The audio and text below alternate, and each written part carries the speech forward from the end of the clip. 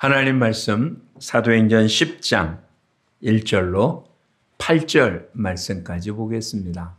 사도행전 10장 1절로 8절 신약편 203쪽입니다. 한 목소리로 같이 읽겠습니다. 가이사랴에 고넬료라 하는 사람이 있으니 이달리아 부대라 하는 군대의 백부장이라. 그가 경건하여 온 지방과 더불어 하나님을 경외하며 백성을 많이 구제하고 하나님께 항상 기도하더니 하루는 제9시쯤 되어 환상 중에 밝히 보매 하나님의 사자가 들어와 이르되 고넬료야 하니 고넬료가 주목하여 보고 두려워 이르되 주여 무슨 일이니까 천사가 이르되 내 기도와 구제가 하나님 앞에 상달되어 기억하신 바가 되었으니 내가 지금 사람들을 요빠에 보내어 베드로라는 시몬을 정하라.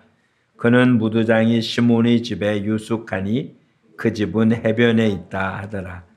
마침 말하던 천사가 떠나매 고넬료가 집안 하인 둘과 부하 가운데 경건한 사람 하나를 불러 이 일을 다 이루고 요빠로 보내니라.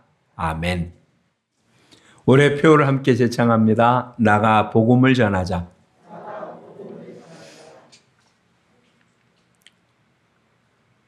여러 번 우리가 살펴본 말씀입니다. 하나님이 우리를 죄악 가운데 건지셨습니다. 그것은 우리 하나님 자녀 삼으려고 한 것이고 우리를 영원한 생명을 주어서 하나님과 영원토록 왕노릇하게 하기 위해서입니다. 근데 그것은 시작과 끝 이야기잖아요. 즉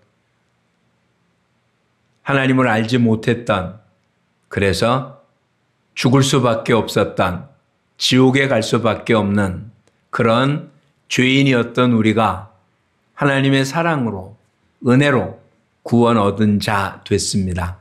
그리고 그 결과는 영원히 하나님의 나라에서 영생을 누리는 것입니다. 그럼 그 과정은 시작과 끝 가운데 있는 그것은 무엇인가? 그렇죠? 그것은 두 가지로 나타낼 수 있는데 하나는 우리를 성결케 하는 것입니다. 하나님의 자녀가 됐다고 우리가 깨끗한 사람이 된 건 아니잖아요. 하나님의 자녀가 됐다고 죄하고는 전혀 상관없는 성결한 사람이 된 게 아니라 그냥 못된 옛 성품은 그냥 가지고 있고 우리 안에 나도 나를 컨트롤할 수 없는 그런 죄얼, 성경에 나타난 용어대로 한다면 죄얼입니다. 그냥 요즘 과학적인 표현으로 한다면 아마 죄를 짓게 하는 DNA가 우리 안에 내주하고 있음에 틀림없습니다. 그렇죠? 그리고 드러나지 않아서 그렇지만 종종 우리를 계속 괴롭히고 있는 것 중에 하나, 욕심이라는 것. 이건 우리 속에서 어느 땐 작동하지만 어느 땐 작동 안 해서 없는 것 같아도 항상 존재하니 우리가 살아있는 이 기간 동안 이런 것을 정결케 하는 경건의 삶, 이것이 이 땅에 우리가 존재하는 모습 중에 하나입니다. 또 하나는 우리를 통해서 이 큰 하나님의 사랑을 모든 사람에게 전하게 하는 것. 그게 오늘 우리들이 살고 있는 거죠. 그러지 않다면 하나님께서 예수님을 통해서 이런 명령을 우리한테 주실 이유가 없죠. 그냥 너 세상에 물들지 말고 하나님 말씀 잘 지키고 있다가 내가 부르면 흠없고 점없는 모습으로 오라. 이러면 되잖아요. 그렇죠? 아니면 그렇게 부른 사람, 하나님의 자녀 가운데 특정한 몇몇 사람들 아니면 많은 사람에게 어떤 능력을 준, 은사를 준, 그래서 그런 은사와 은혜를 입은 사람은 저런 나가서 복음을 전한 일들을 하고 다른 사람은 오히려 우리 항상 그렇게 했잖아요. 우리 아이는 착하고 좋은데 친구 잘못에 이겨서 그렇게 됐다고. 그 친구도 그 친구의 부모도 똑같은 말 합니다. 예? 내 아이는 괜찮은데 친구 잘못에 계속 그렇다고. 그러니 세상에 나가면 물들을까 봐 세상 나가지 말고 그냥 믿음의 사람끼리 잘 보호막 잘 싸고 있다가 오고 특정한 몇몇 사람만 은사를 받은 몇몇 사람만 세상에 나가서 세상 사람 믿지 않는 사람 혹은 사탄과 싸우는 이게 얼마나 효과적일까라고 생각이 들지만 하나님 그렇게 말씀하지 않았잖아요. 특정한 어떤 사람을 정한 것이 아니라 은사나 은혜를 입은 몇몇 사람이 아니라 모든 그리스도인들에게 나가 복음을 전하라.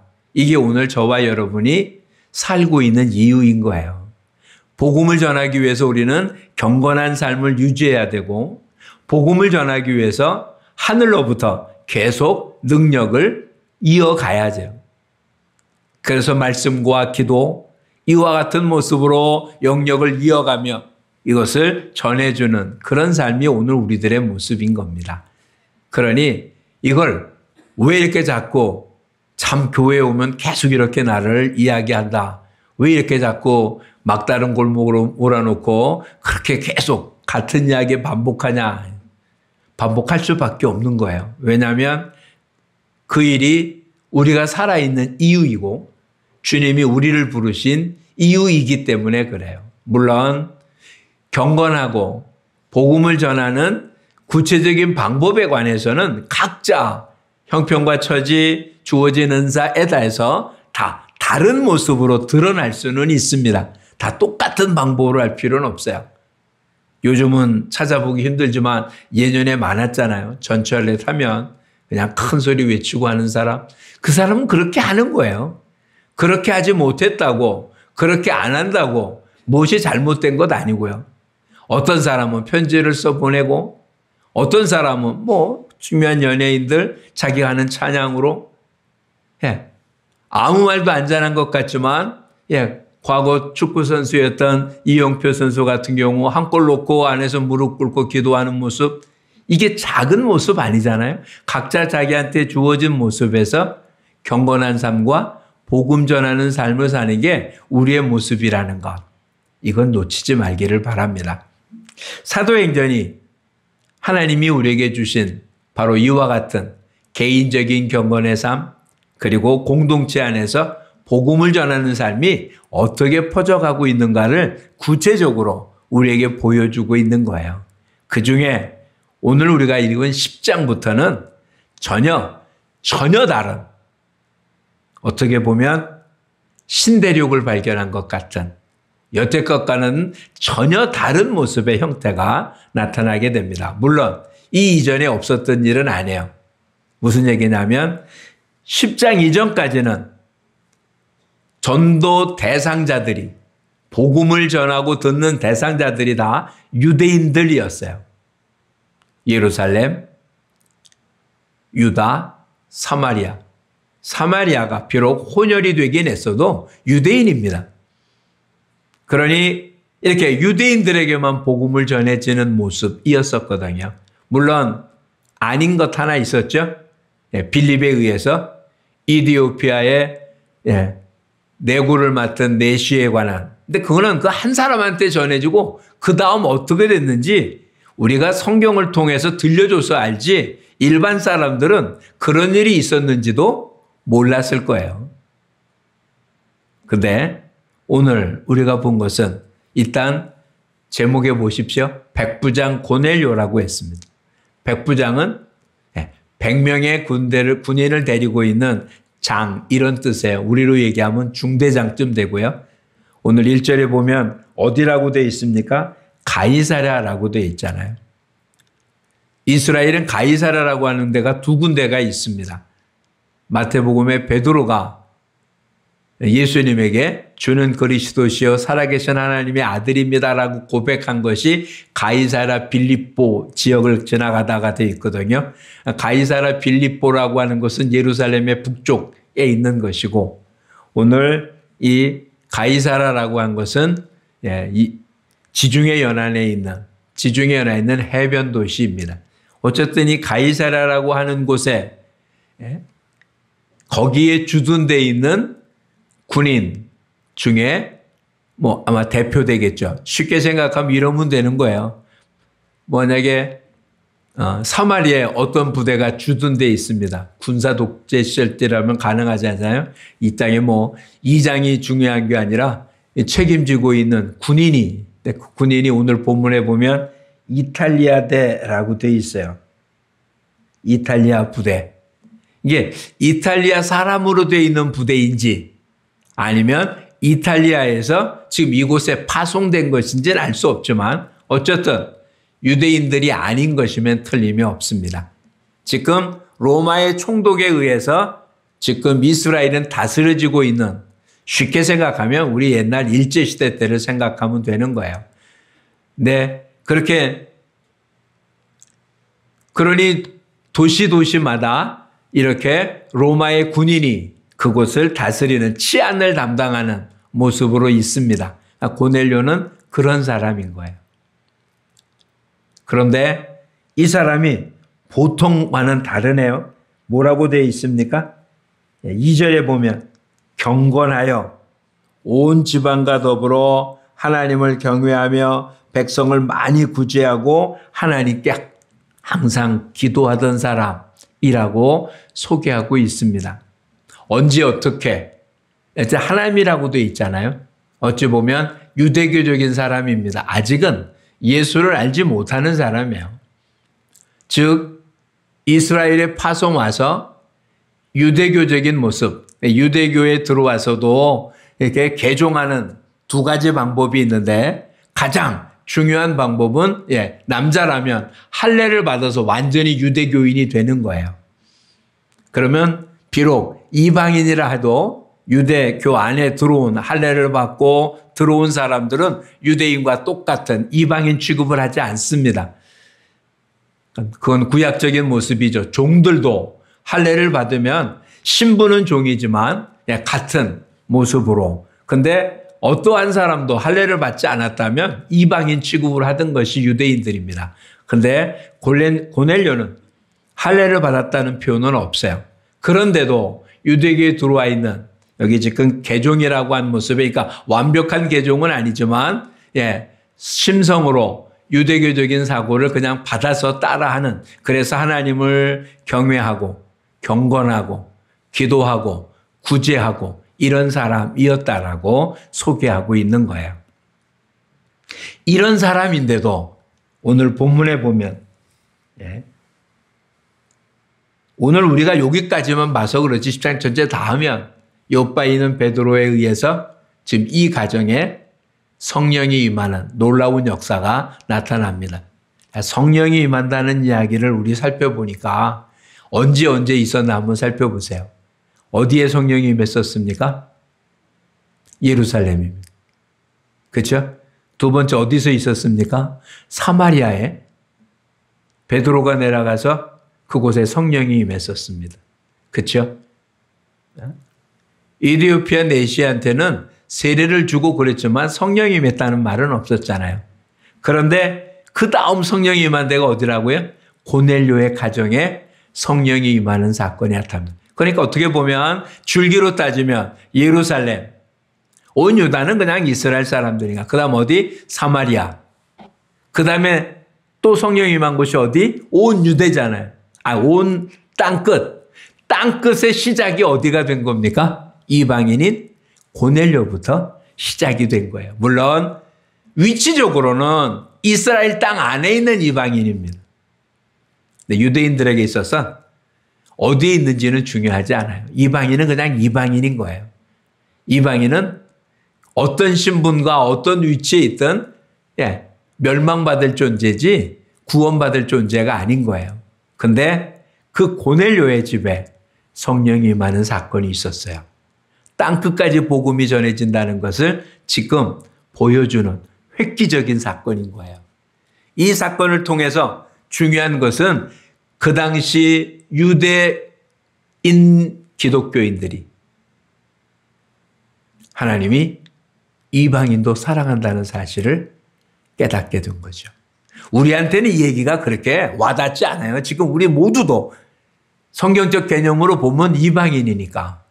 근데 유대인의 입장에서 보면 이건 천지개벽할 일인 거예요. 이방인에게도 성령이 임하는. 사마리아에 성령이 임하는 것도 놀라운 일이었어요. 유대인들의 입장에서는. 그래도 사마리아는 피가 반 섞인 혼혈이잖아요. 근데 고넬료는 완벽한 이방인입니다. 비록 유대교적인 어떤 절차를 따른다 할지라도 이방인이잖아요. 그런 이방인에게 하나님이 성령을 내려보내는 이 놀라운 사건은 오늘 우리들에게 무엇을 의미합니까?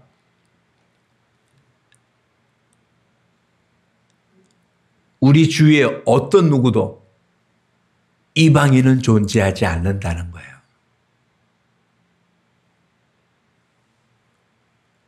구원받아서는 안 될, 멸망받아야 될, 당연히 멸망받아야 될 그런 사람은 우리 주위에 아무도 없다는 거죠. 이걸 일단 염두에 두셔야 돼요. 물론 하나님께서 택한 고넬료의 모습은 정말 하나님을 거역하는 그런 사람은 아니었습니다. 예수님을 몰라도. 오늘 본문을 다시 보죠. 2절. 그는 경건했습니다. 그래서 경건하다는 얘기는 유대적으로 보면 어떻습니까? 유대교적인 삶을 살았다. 이렇게 봐야 돼요. 그게 경건한 겁니다. 온 집안과 더불어 하나님을 경외하고, 하나님을 경외했다는 얘기는 하나님의 말씀을 두려워했다고요. 세상보다 뭘 더 두려워해요? 하나님의 말씀을. 그러니까 하나님이 하라는 것과 하지 말라는 것을 실제로 행하는 삶을 살았다. 이런 이야기죠. 구체적으로 그가 한 일은 뭡니까? 즉 경건해서 온 가족과 함께 하나님을 경외함으로 구체적으로 한 일이 뭐라고요?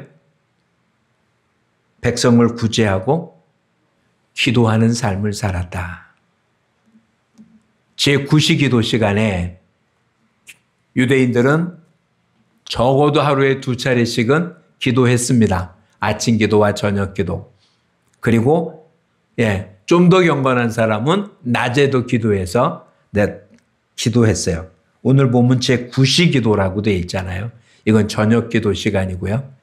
3시 기도, 6시 기도 뭐 이런 식으로 기도했지. 제9시기도. 그러니까 그 당시 유대인들이 하고 있던 대로 기도하던 그러한 사람인데 천사가 나타나서 뭐라고 얘기합니까?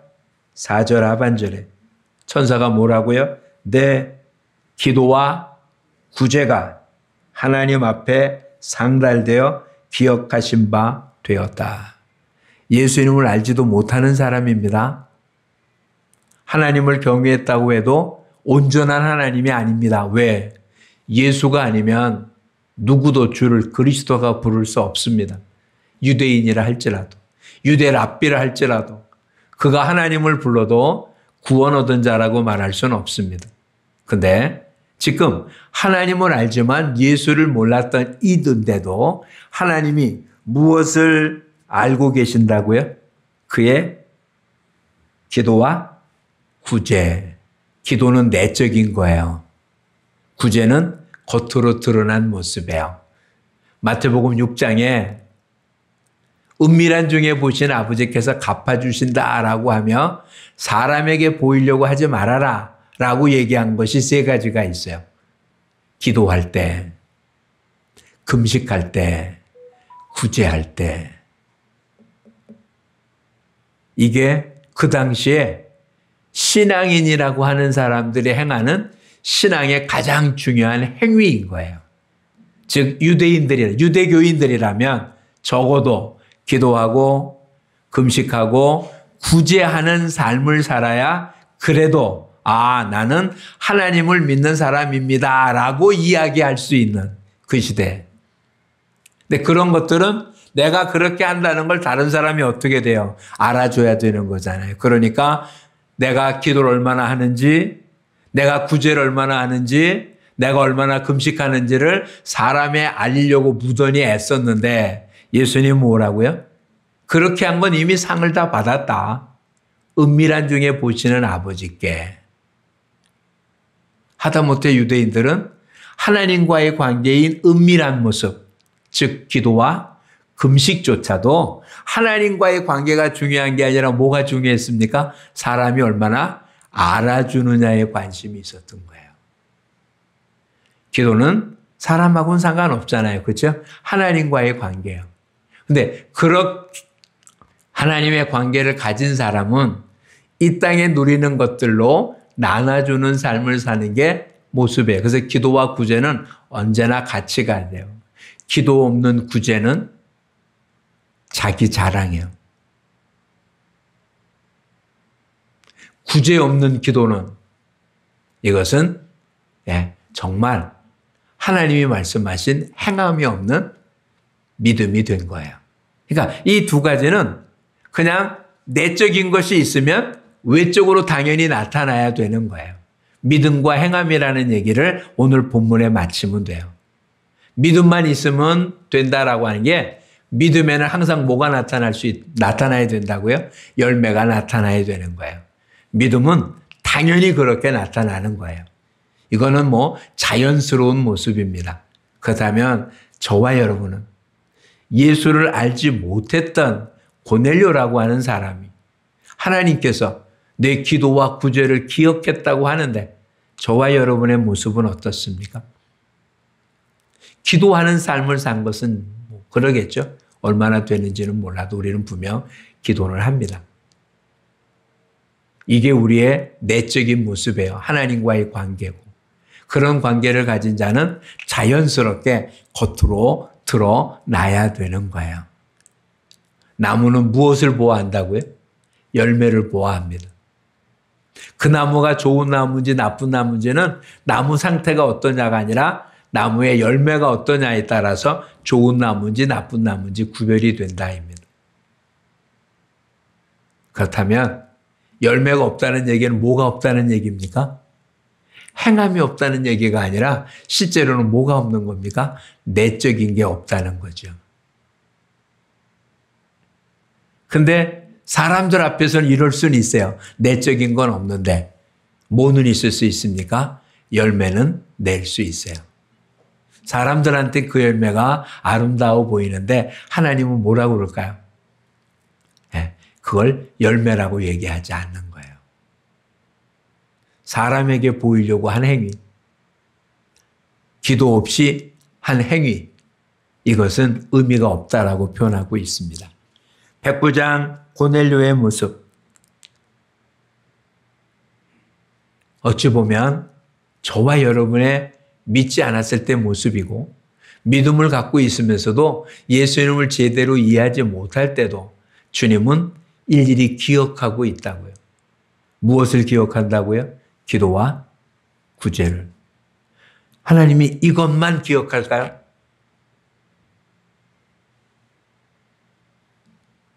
이것만 기억할까요? 이 반대도 기억하지 않겠어요? 기도만 하고 구제하지 않는 모습을 기억하십니다.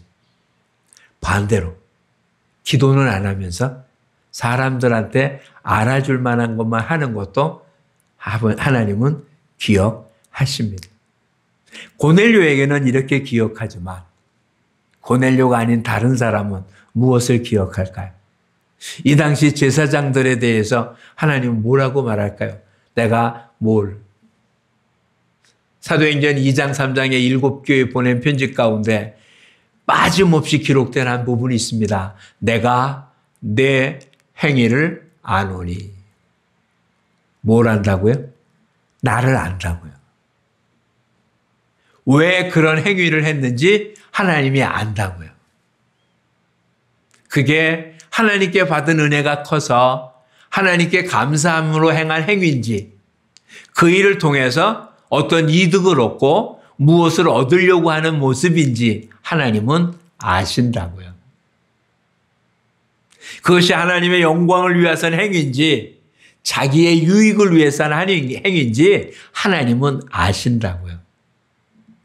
우리 절대로 놓치지 말자고요. 하나님은 아십니다. 그냥 아신 게 아니에요. 뭐라고 표현했습니까? 하나님 뭐 한다고요? 기억하신다고요.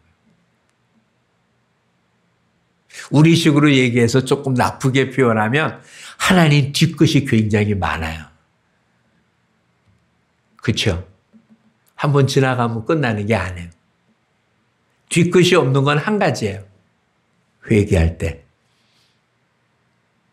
회개하면 하나님 뒤끝이 없어서 앞에 건 기억조차 안 하세요.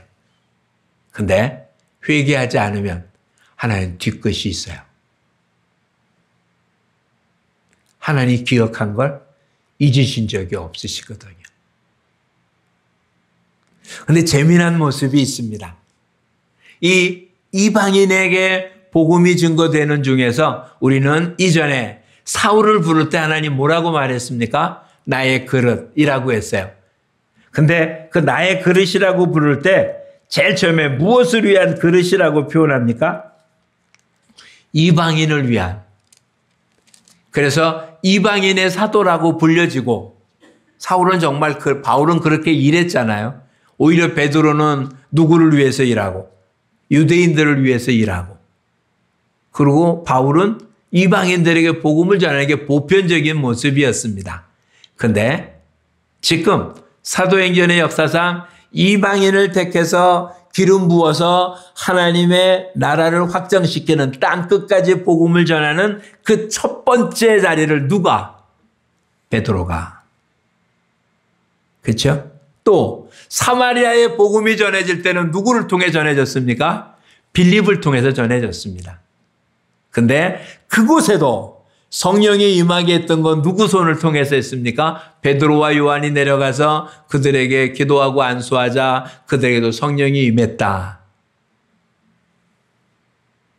유대와 예루살렘, 유다, 사마리아 땅끝까지 이르러 내 복음이 증거되는 그 단계마다 첫 번째 쓰임받은 일꾼이 누구라고요? 베드로. 그를 통해서 성령이 임해서 하나님이 일한다는 걸 보여줍니다. 그렇다면 또 한 가지 생각할 게 있네요. 마태복음 16장에 주는 그리스도시요 살아계신 하나님의 아들입니다라고 고백하자 예수님 뭐라고 말했습니까? 바요나 시몬아 내가 복이 있다. 이 반석 위에 내 교회를 세우리니 내가 내게 뭘 주겠다고요? 천국 열쇠를 주느니 너가 이 땅에서 풀면 하늘에서도 이 땅에서 잠그면 하늘에서 잠긴다. 천국 열쇠를 주었어요. 천주교인은 지금 베드로가 이렇게 천국 열쇠를 받았기 때문에 교황이라고 해서 지금 교황들은 그 천국 열쇠를 계속 이어가는 사람이라고 이야기를 합니다.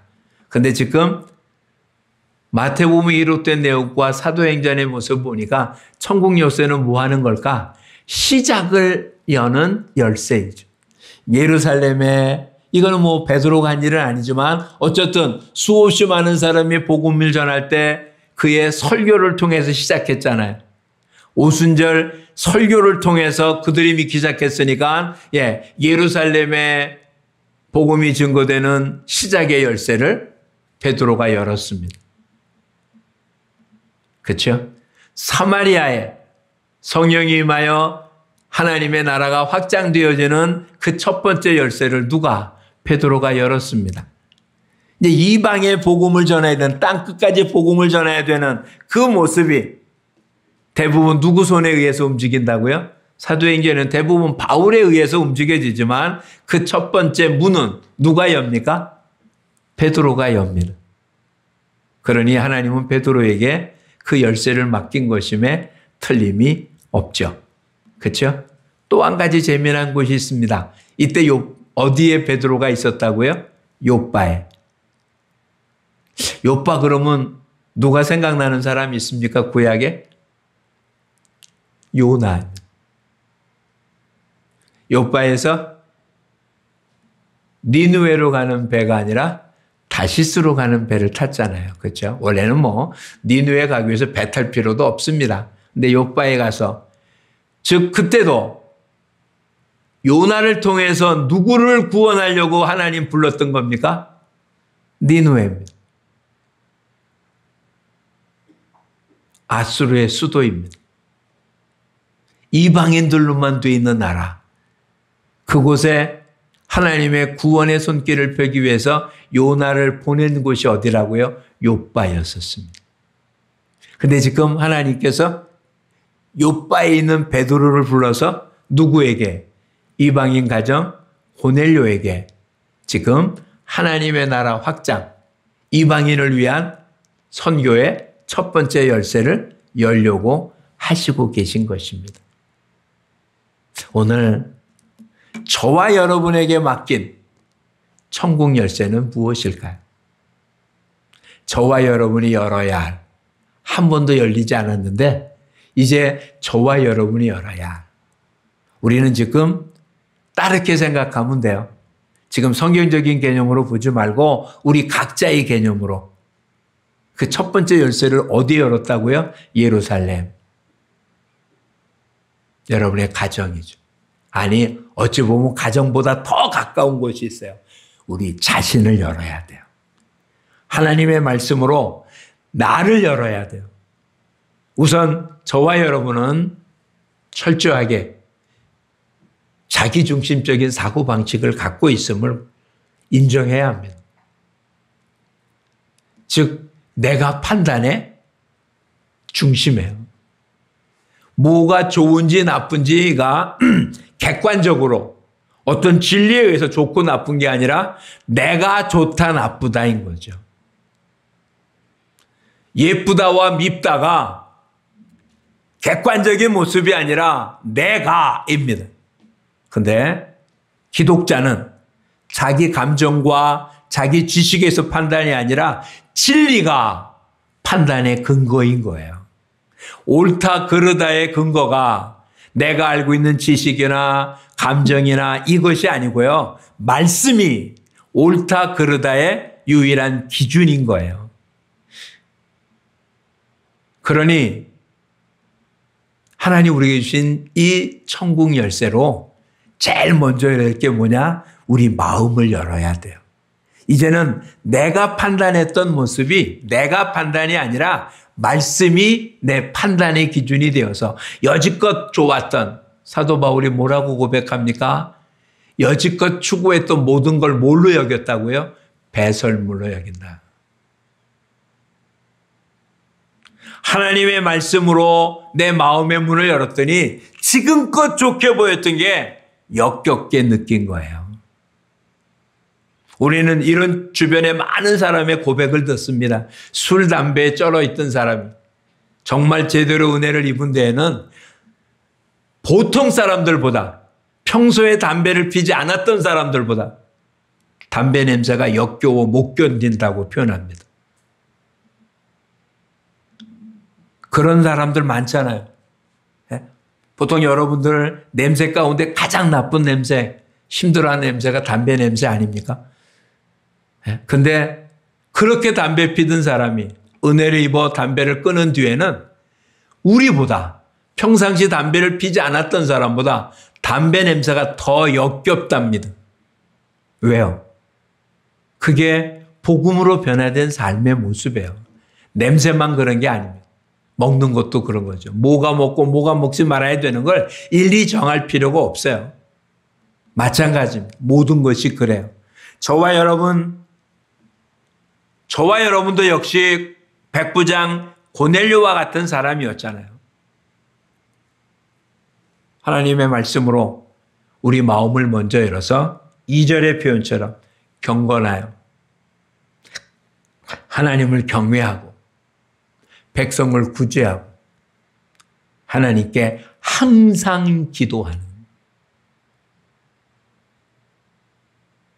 즉 저와 여러분의 마음의 문을 열어서 이렇게 하나님을 경외하고 기도하고 구제하는, 항상 기도하고 구제하는 이런 삶이 우선 돼야 될 거고요. 두 번째 열쇠는 가족을 향한 열쇠죠.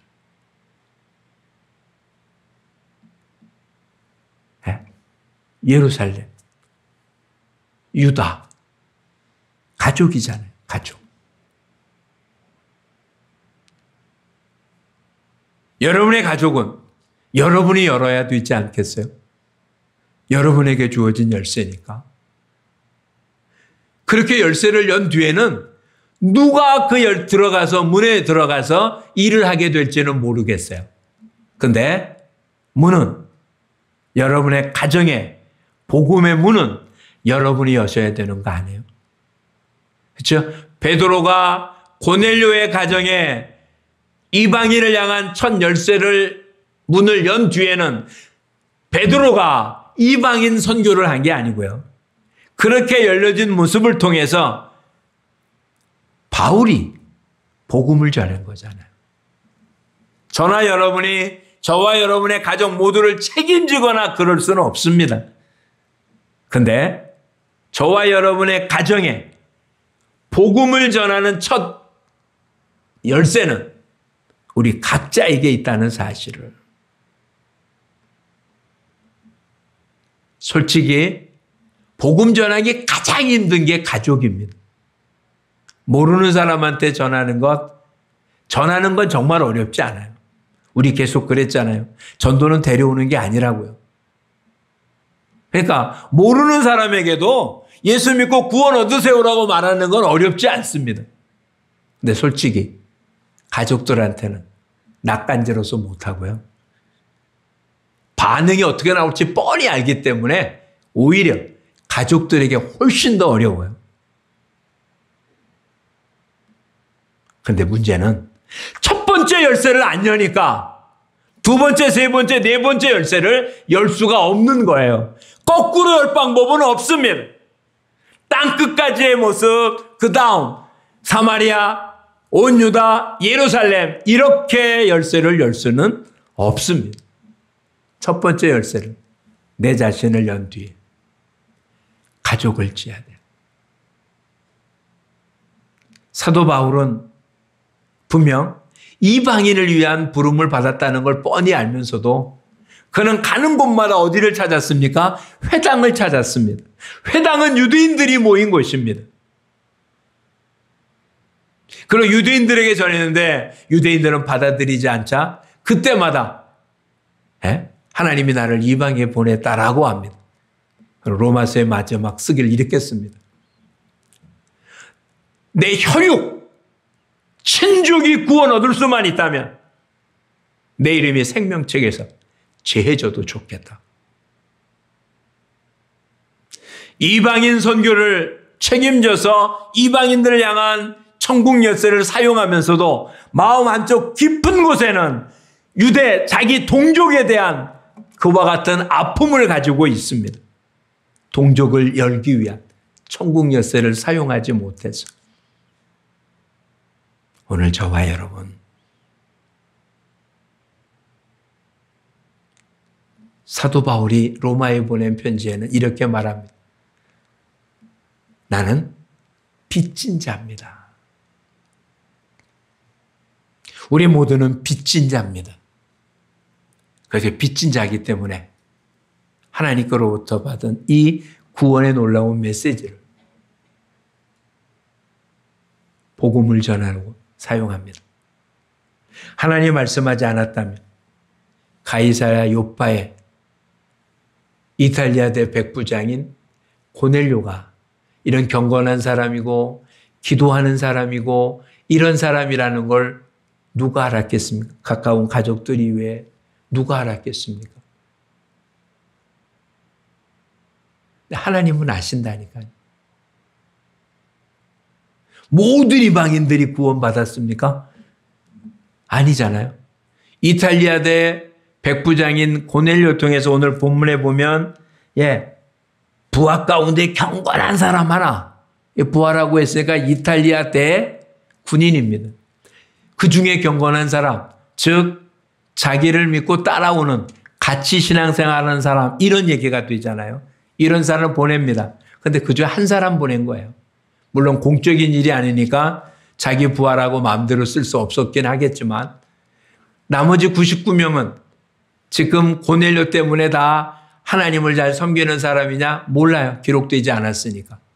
그러지 않을 수도 있어요. 저와 여러분, 하나님은 저와 여러분 주위에 이렇게 준비된 영혼들을 만들어 놨습니다. 그냥 만나주면 되는데. 근데 왜 못 만날까요? 나중에 살펴보긴 하겠지만 똑같은 시간에 베드로 기도하고 있다가 환상을 봅니다. 12절 이하의 말씀에 보면 각종 네 발 가진 짐승, 기는 것, 공중에 나는 것들, 그리고는 이걸 잡아먹으라 라고 말합니다. 유대인들은 절대로 먹지 않는 겁니다. 지금도 유대인들은 먹지 않습니다. 그러니까 먹을 수 있는 음식이 있어요. 코셔라고 하는. 그것 외에는 먹을 수가 없습니다. 자기는 평생 그런 걸 먹어본 적이 없다라고 얘기하자 하나님 뭐라고 말씀하십니까? 15절은 같이 한번 읽어보겠습니다. 두 번째 소리가 있으되 하나님께서 깨끗하게 하신 것을 내가 속되다 하지 말라.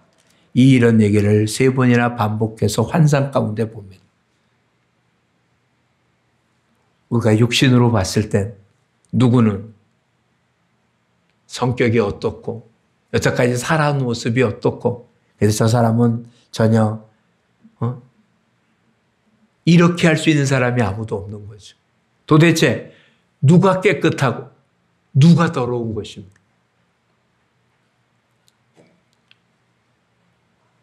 분명 우리들이 볼 때, 내가 볼 때 더러운 사람, 깨끗한 사람 있는 거잖아요. 내가 볼 때 착한 사람, 악한 사람 있는 거잖아요. 내가 볼 때 가능성이 있는 사람, 가능이 없는 사람 구별이 되는 거잖아요. 그리고 이것이 그냥 내 개인의 생각이 아니라 유대민족, 오랫동안 내려오면서 이미 몸에 굳어있는 그 문화잖아요. 근데 하나님 뭐라고 말씀하십니까? 내가 깨끗하다고 한 걸 너가 더럽다고 하지 말아라. 깨끗하고 더러운 걸 누가 정합니까? 하나님이 정하십니다. 근데 우리는 누구한테만 다가갑니까? 내가 생각할 때 깨끗하다고 한 사람에게만. 근데 여러분 주위에 있던가요? 그런 사람이 있으면 복음을 전하겠죠. 그렇죠? 다가가면 나한테 이런 걸 전해주니까 얼마나 고맙습니까? 이런 사람만 만난다면 도대체 왜 복음을 안 전하겠어요? 그렇죠? 예수 믿고 구원 얻으세요 그랬더니 나도 좀 알려주세요. 내가 준비돼. 이런 사람만 만난다면 세상에 누가 복음을 안 전하겠습니까? 눈 씻고 봐도 없어요. 욕하지 않으면 다행이에요. 귓등으로도 안 듣습니다. 요즘은 더 하잖아요. 전철에 내릴 때 이어폰 안 꽂고 내리는 사람 거의 없어요. 그러니 내 말이 들릴 리도 없잖아요. 전혀 신경도 안 쓰는. 근데 잊지 말라고요. 누가 깨끗한지 우리는 아무도 몰라요.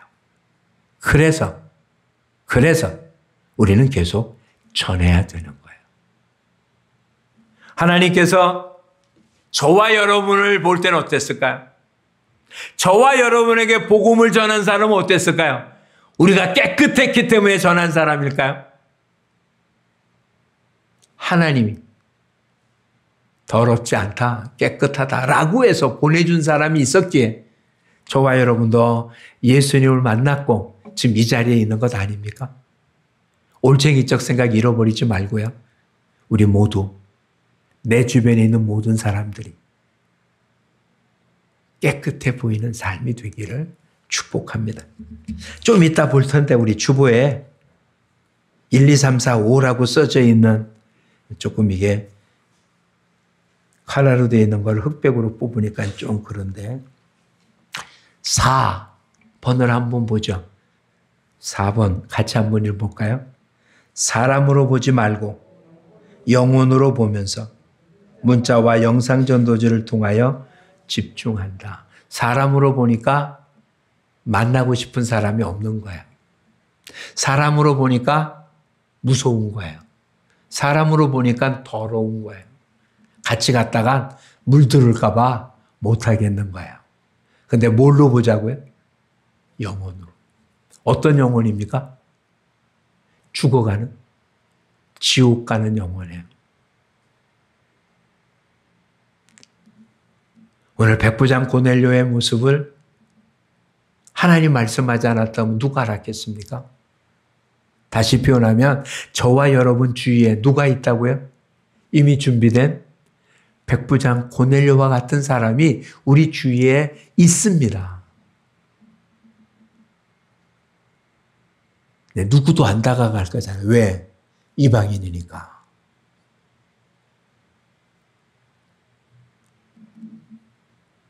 기독자인 우리들이 이방인을 만나지 않으면 누구한테 복음을 전합니까? 근데 하나님은 이 일 속에 놀라운 비밀을 숨겨놓으셨습니다. 그러니 이제 고넬료의 삶의 모습 우리가 본받아야 되겠죠. 그렇죠? 하나님을 경외하고 기도하고 구제하는 이건 하나님이 기억하시니까. 근데 우리가 또 안 살펴본 건 우리가 외면하는 사람들 결코 내가 판단할 사람이 아니라는 거고요. 우리는 그들에게 천국 열쇠로 문을 한번 열어볼 필요가 있다는 것을 우리는 기억할 수 있기를 바랍니다. 이제 저와 여러분의 삶, 열매가 아닙니다. 문 두들기고요. 열쇠가 맞나 한번 꽂아보는 것만 가지고도 하나님 우리가 한 일을 잘했다 칭찬할 것입니다.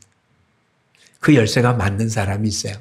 그래서 누군가의 말은 안 듣다가 누군가의 말은 들어요. 그러니까 짜증낼 것 없잖아요. 그렇죠? 내가 갖고 있는 열쇠 안 열리는 문을 내가 어떻게 열겠습니까? 근데 분명한 건 뭐하고 뭐를 같이 만듭니까? 자물통과 열쇠를 같이 만들지 자물통 따로 열쇠 따로 만들지 않잖아요. 즉 내 열쇠로 안 열리는 건 내 열쇠로 열 수 없는 자물통이잖아요. 내 열쇠로 열 수 있는 자물통이 있다는 얘기잖아요. 그걸 모르니까 어떻게 한다고요? 때를 얻든지 못 얻든지 전하는 거죠. 내 열쇠로 열 수 있는 자물통이 있으면 열릴 건데 내가 안전해 보면 내가 열어보지 않으면 내가 열 수 있는 자물통인데도 못 열 거 아니에요. 내가 안 열어봤으니까. 그렇죠? 오늘은 여러 번 표현했던 에디슨의 말로 말씀을 마치고자 합니다. 전구를 만드는 필라멘트를 건 2,000번 정도 했는데 실패를 했습니다. 이제 많은 사람이 그 정도 했으니까 그만두라고 할 때 에디슨 뭐라고 했답니까? 나는 안 되는 거가 2,000가지 있다는 걸 알았다. 그리고 그 다음에 만들어냅니다. 즉 그 열쇠로 열 수 있는 자물통이 맞아진 거죠. 그렇죠? 저와 여러분이 할 때 안 돼요. 그거 뭐라고 생각하면 됩니까? 나한테 안 맞는 자물통이라서 그래요. 그러니까 그건 신경 쓸 것 없어요. 내가 뭐만 해보면 됩니까? 맞나 안 맞나 확인해 본 것에 불과한 거예요. 근데 놀랍게 여러분이 전한 말씀으로 사람이 왔어요. 그것은 열쇠와 자물통이 맞아서 그런 거잖아요. 그게 맞나 안 맞나 모르는 거는 안 해봤기 때문에 그런 거잖아요. 그렇죠? 이제는 저와 여러분 가지고 있는 복음의 열쇠로 이 사람 저 사람 한번 찔러보죠. 누구부터 해보자고요? 가족부터. 친구 그리고 길거리에서 만나는 사람들에게 하나님이 역사하실 줄 믿습니다. 자, 다시 한번 우리한테 뭐가 있다고요? 내가 내게 뭘 맡기겠다고요? 천국 열쇠를 맡겨놓으니 뭐에 맡겼습니까? 주는 그리스도시요 살아계신 하나님의 아들입니다라고 고백한 베드로에게 예수님은 내가 내게 천국 열쇠를 맡긴다고 했습니다. 우리도 예수가 그리스도라고 고백했잖아요. 그렇다면 저와 여러분에게도 천국 열쇠가 맡겨져 있습니다. 그동안 꼭꼭 싸두었습니까? 금고 속에 가두어뒀습니까? 잃어버릴까봐 어디다 맡겨놨습니까? 아니요. 이건 사용하라고 준 것입니다. 매일 꺼내보십시오. 어느 자물통에 맞는지 하나님이 역사하실 줄 믿습니다. 오늘 광고에 나오겠지만 지금부터 40일 동안 애써서 10월 마지막 주와 11월 첫째 주에 그렇게 우리가 열쇠로 맞춰본 사람들을 교회로 초대하고자 합니다. 많이 많이 뿌리십시오. 많은 사람한테 꽂아 보십시오. 그 중에 열매가 맺어질 줄 믿습니다. 뒤에서는 말합니다. 아침에도 저녁에도 부지런히 일해라. 어느 게 잘 될지 모른다. 기도하겠습니다. 고맙습니다, 주님. 유대인의 입장에서 봐선 이방인인데 하나님은 그 중심을 보시고 요바에 있는 베드로를 불러 그에게 하나님의 놀라운 은혜를 베풀게 하셨습니다. 베드로에겐 천국 열쇠를 주었기에 그를 통해서 예루살렘을 열게 하고 사마리아를 열게 하고 땅끝을 열려고 고넬료의 가정에 천국 열쇠를 사용하게 하셨습니다. 주님, 저희들도 천국 열쇠를 가지고 있습니다. 우리에게 맞는, 우리가 만난 고넬료는 도대체 누구일까요? 알 수 없기에 우리는 만나는 모든 사람들에게 이 열쇠를 사용해야 되겠습니다. 용기를 주시옵소서. 담대함을 주시옵소서. 무엇보다도 빚진 자라는 사실을 깨닫게 하시옵소서. 그래서 우리 마음의 문을 열고 가족, 이웃, 땅 끝까지 우리도 이 허락한 천국 열쇠를 마음껏 사용하여 하나님께 영광을 돌리는 우리 모두가 되게 하여 주옵소서. 예수님 이름으로 기도합니다. 아멘.